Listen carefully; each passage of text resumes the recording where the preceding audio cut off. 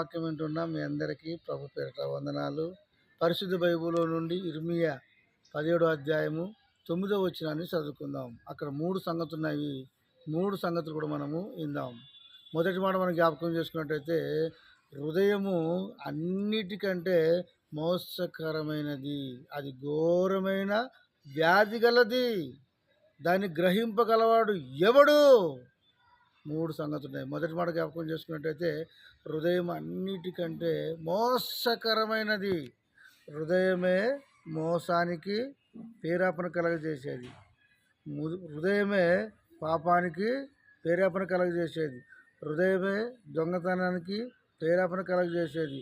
హృదయమే బూతు మాటలు తిట్టడానికి ప్రేరేపణ కలగజేసేది. హృదయము అన్నిటికంటే బహు మోసకరమైనది. అది ఎవరిలో ఏమి దాగుందో ఎవరికి తెలియదు.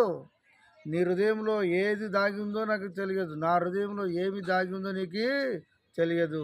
కాబట్టి మన హృదయము దేవునికి ఇవ్వాలి.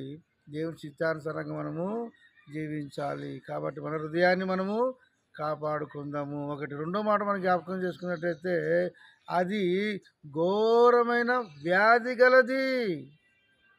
ఒక వ్యాధి ఎలాగ మనకి పట్టి పీడిస్తుందో, ఒక వ్యాధి ద్వారా మనం ఎలాగ చిక్కిపోతామో, ఒక వ్యాధి ద్వారా మనం ఎలాగ మంచంలో పడతామో, ఒక వ్యాధి ద్వారా మనం ఎలాగ మరణిస్తామో, అలాంటిది మన హృదయము. కాబట్టి ఎప్పుడైతే మన హృదయం మోసకరంగా ఉంటుందో, ఆ మనిషికి ఏమొస్తుందంటే ఘోరమైన వ్యాధి కూడా వస్తుంది. కాబట్టి మన హృదయాన్ని మనం కాపాడుకున్నట్టయితే వ్యాధి కూడా మన వద్దకు రాదు. కాబట్టి అది ఘోరమైన వ్యాధి గలది. మూడో మాట మనం జ్ఞాపకం చేసుకున్నట్టయితే, దాన్ని గ్రహింపగలవాడు ఎవడు?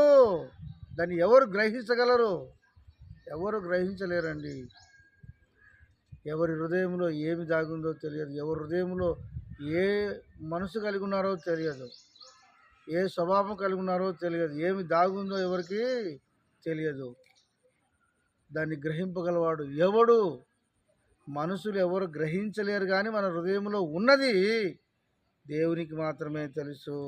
దేవునికి మన హృదయంలో ఏముందో తెలుసు కనుక దేవుడు చూస్తూ ఉన్నాడు నన్నని మనము భయము కలిగి, భక్తి కలిగి దేవుని మార్గంలో చక్కగా వర్ధిల్లాలని దేవుని యొక్క వాక్యము సెలవిస్తుంది.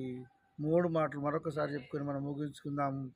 మొదటి మాట, హృదయం అన్నిటికంటే మోసకరమైనది, అది ఘోరమైన వ్యాధి గలది. మూడోది మనం జ్ఞాపకం చేసుకున్నట్లయితే, దాన్ని గ్రహింపగలవాడు ఎవడు? చిన్న ప్రార్థన చేసుకుందాం. ఇన్న వాక్యం నీ హృదయంలో ఉంచుకో.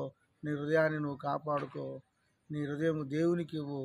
దేవుడు చూస్తున్నాడని గ్రహించి భయభక్తితో నువ్వు జీవించు. ప్రార్థన. పరిశుద్ధుడైన తండ్రి, ఇన్న ఒక్క వాక్యాన్ని హృదయంలో ఉంచుకొని వాక్యానుసారంగా జీవించే భాగ్యం దయచేయమని యేసు నామములో ప్రార్థిస్తున్నాం తండ్రి. ఆమేన్.